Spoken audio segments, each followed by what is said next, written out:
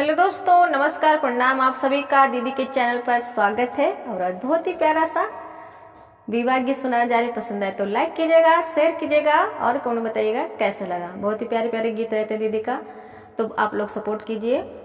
और मेरे चैनल का नाम है अनीता की डोर, तो आप लोग का स्वागत है, जरूर आइएगा आप सब।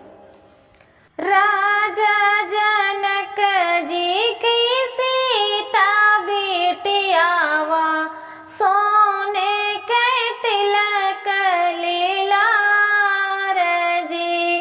राजा जनक जी की सीता बेटियावा सोने के तिलक लीलार जी।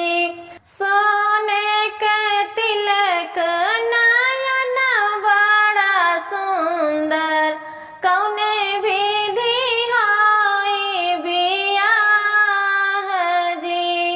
सोने के तिलक नयन बड़ा सुंदर कौने विधि होई बियाह जी।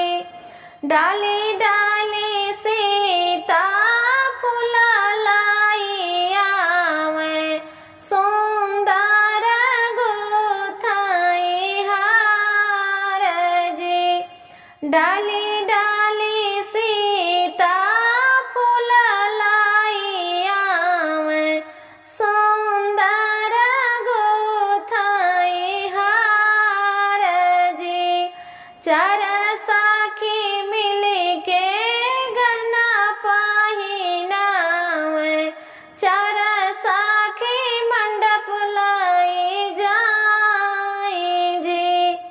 चार साखी मिली के न गहना पहिनावे, चार साखी मंडप लाई जाई जी। राम जी जाऊ देखाई सीता कई सूरतिया, सीता जी रहिया कुलाई जी। राम जी जाऊ देखाई सीता कई सूरतिया, सीता जी रहिया कुलाई जी। के काई आहा तो ही उलारू से दुलारू कौने मैया कई पूत जी।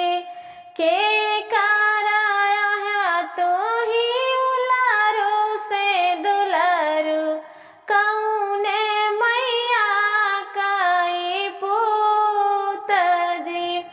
के करे कुल माई पूत जी।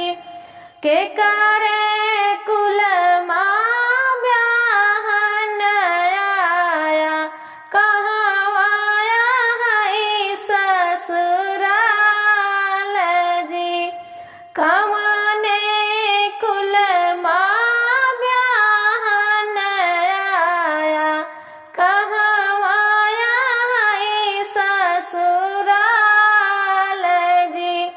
राजा दशरथ जी के उलारू से दुलारू, माता कौशल्या जी के पूत जी।